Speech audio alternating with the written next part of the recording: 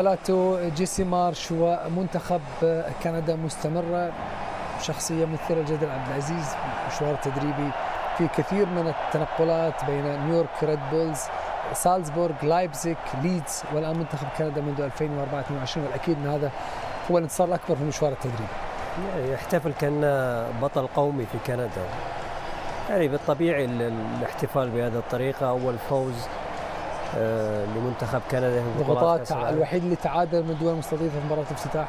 صحيح، كان يريد أن يتأهل ويرى بأن منتخب كندا يستحق التأهل، وفنيا الفريق جيد للغاية. استغل حالات الطرد، استغل التراجع المبالغ فيه من منتخب قطر وحقق أول 3 نقاط.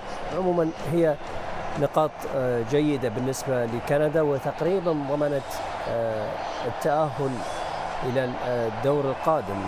لكن أنا يعني بالنسبة لي يعني كنت أكيد أشعر بالحزن، أشعر بالغضب على ما شاهدته في هذه المباراة تحديدا. الشوط الثاني شعرت بأنه كنا ساعتين ليس 45 دقيقة أو 50 دقيقة.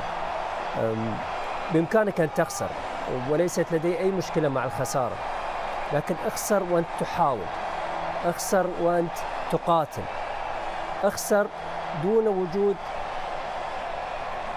تراجع مبالغ فيه كأنك خاف من المنتخب الكندي. الأهم فقط بالنسبة لك هو أن لا تستقبل أهداف.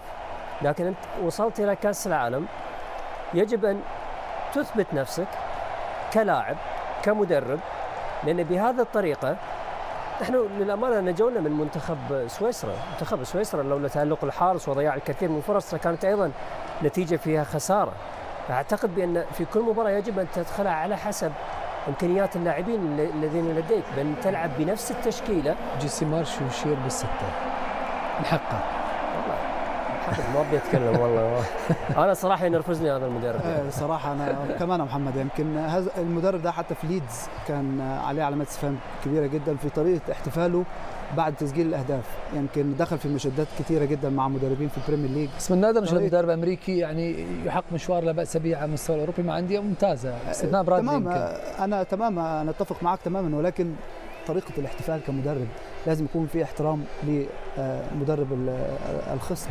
يعني المدربين المنافسين دي مش أول مرة يعملها، عملها كتير في البريمير ليج، وكان في انتقادات كبيرة جدا من جماهير ليدز ليه هو تحديدا، ان هو لازم يكون في تقدير للمدربين الخصم، طريقة الاحتفال تكون بطريقة أفضل.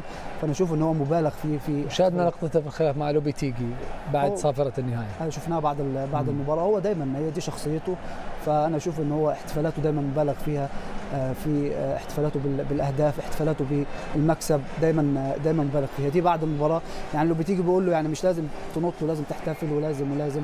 فاشوف ان هو احتفالاته مش اول مره يعملها، دي عملها كتير قبل كده مع انديه اللي دربها.